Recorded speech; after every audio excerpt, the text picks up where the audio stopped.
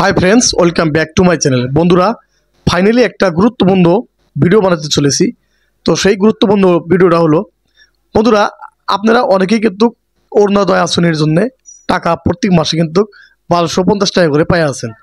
তো বন্ধুরা এখন কথা হলো বর্তমান কিন্তু অরুণোদয় আঁচনির জন্য প্রত্যেকটা ডিস্ট্রিক্টে বড় সড়ো আকারে কিন্তু সরকারি মানুষ এসে কিন্তু সেখানে মিটিং করতেছে। তো সেই মিটিংয়ে অরুণোদয় আঁচনির মানে কোন কোন ব্যক্তি পাবো তো সেটা সম্পর্কে কিন্তু ডিসকাস করা হইতেছে, আলোচনা করা হইতেছে। তো বন্ধুরা 15 তারিখ থেকে 28 তারিখ পর্যন্ত প্রত্যেকটা গাঁও পঞ্চায়েতে কিন্তু অরুণোদয় আঁচনির জন্য মানে গাঁও সভা আরম্ভ করব। সেই গাঁও সভায় কুমুড়ি গঠন করে দেব। সেই কুমুড়িয়ে কোন কোন ব্যক্তি মানে অরুণোদয় পাওয়ার যোগ্য প্রার্থী তাদেরকে বাছনি করব। তো তাদেরকে বাছনি করে নতুন করে তাদেরকে অরুণোদয় আঁচনি দেব। তো বন্ধুরা অরুণোদয় আঁচনি পাওয়ার জন্য সরকারের কিছু নিয়ম নীতি ধার্য করছে যে কোন কোন ব্যক্তি অরুণোদয় আঁচনি অ্যাকচুয়ালি পাওয়ার যোগ্য। তো বন্ধুরা 1 নম্বরে রয়েছে যদি আপনি অরুণোদয় আঁচনির আবেদন করতে চান আপনার কিন্তু এই আসামের বাসিন্দা হওয়া লাগবে। যদি আপনি অন্য দেশে থাকেন তাহলে কিন্তু আপনি অরুণোদয় আঁচনি পাওয়ার যোগ্য ব্যক্তি না। 1 নম্বরে আসামের বাসিন্দা হওয়া লাগবে অর্থাৎ ভারতীয় নাগরিক হওয়া লাগিব। 2 নম্বরে রয়েছে বন্ধুরা 2 নম্বর যোগ্যতা হলো আপনি যদি একজন বিধবা মহিলা হয়ে থাকেন, হয়তো আপনার স্বামী মারা গেছে, আপনি বিধবা মহিলা, আপনাকে দেব সরকারের অরুণোদয় আঁচনি। 3 নম্বর রয়েছে বন্ধুরা একজন মহিলার বিয়ে হয়েছে, কোনো কারণবশত সেই মহিলাটার ডিভোর্স হয়ে গেছে, তো ডিভোর্স হয়ে বাপের বাড়িতে থাকে, তো সেই মহিলাকে দেব অরুণোদয় আঁচনি। তারপর বন্ধুরা 4 নম্বরে রয়েছে বন্ধুরা যদি কোনো একজন মহিলার মানে বিয়ে হয় নাই, বয়স মোটামুটি 40 থেকে 45 বছর হয়ে গেছে, বাড়িতে আছে, তো সেই মহিলাকে দেব অরুণোদয় আঁচনি।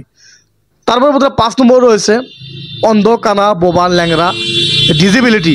তো এই ধরনের যদি মানুষ থাকে, মহিলা হোক বা পুরুষ হোক, এই ধরনের যদি থাকে তাদেরকে দেব সরকার থেকে অরুণোদয় আঁচনি।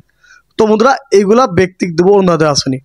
তারা আগে থেকেই অরুণোদয় আঁচনির টাকা পায় আছেন, অরুণোদয় 1.0 যারা টাকা পায় আছেন, অরুণোদয় 2.0 যারা টাকা পায় আছেন, তাদেরকে পুনরায় কিন্তু আবেদন করা লাগবে, অ্যাপ্লাই করতে লাগবে।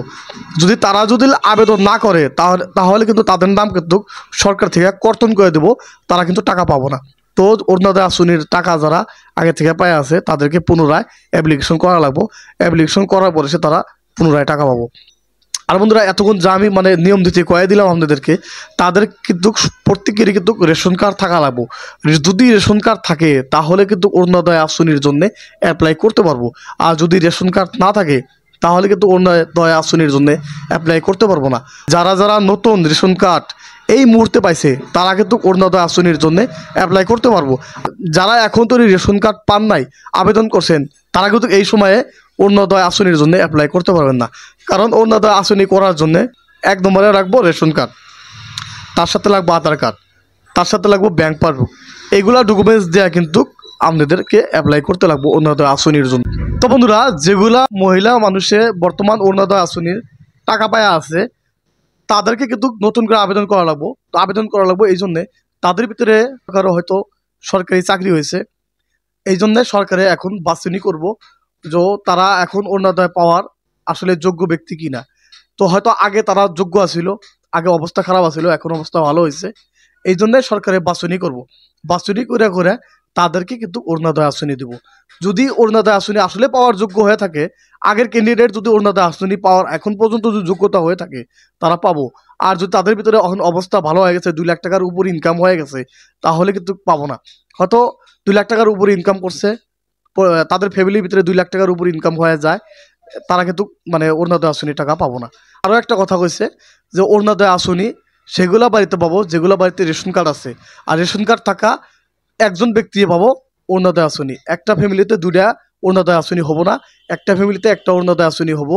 এই কথা কিন্তু সরকারে কইছে যে একটা বাড়িতে একটা রেশন কার্ডে একজনের অরুণোদয় আঁচনি হবো। একটা বাড়িতে সাপোজ 2টা রেশন কার্ড আছে, সেই বাড়িতে 2টা অরুণোদয় আঁচনি পাবো না, একটা বাড়িতে একটা অরুণোদয় আঁচনি পাবো। তো বন্ধুরা যদি তাদের অবস্থা যদি খারাপও থাকে, হয়তো অবস্থা খুবই খারাপ, মানে দিনপাত চলে না, এরকম যদি অবস্থাও থাকে, তার ভিতরেও একটা ফ্যামিলিতে একটা অরুণোদয় আঁচনি সরকারে দেবো। এই জন্যে সরকারে চাইছে ইনকাম সার্টিফিকেট। তো যদি অরুণোদয় আঁচনির জন্য আবেদন করতে চান তাহলে 1 নম্বরে প্রয়োজন পড়বো ইনকাম সার্টিফিকেট। আর ইনকাম সার্টিফিকেট তার সাথে রেশন কার্ড, আধার কার্ড, এগুলা ডকুমেন্টস কিন্তু আপনাদের অফিসে কিন্তু জমা করতে লাগবো। তো সেই কুমুরির ধারায় ফর্ম ফিল আপ করা লাগবো, সেই কুমুরির কাছে জমা করতে লাগবো। তো বন্ধুরা 15 তারিখ থেকে 28 তারিখের ভিতরে প্রত্যেকটা গ্রামে গ্রামে গাঁও সভা আরম্ভ করব। সেই গাঁও সভা থেকে অরুণোদয় আসনি মানে যেগুলা ব্যক্তি পাওয়ার যোগ্য তাদেরকে বাছনি করে করে অরুণোদয় আসনি দেব। তো বন্ধুরা এই হলো আজকের ইনফরমেশন। যদি ভিডিওটা ভালো লাগে চ্যানেলটাকে সাবস্ক্রাইব করবেন, লাইক করবেন, শেয়ার করবেন। ধন্যবাদ ফ্রেন্ডস।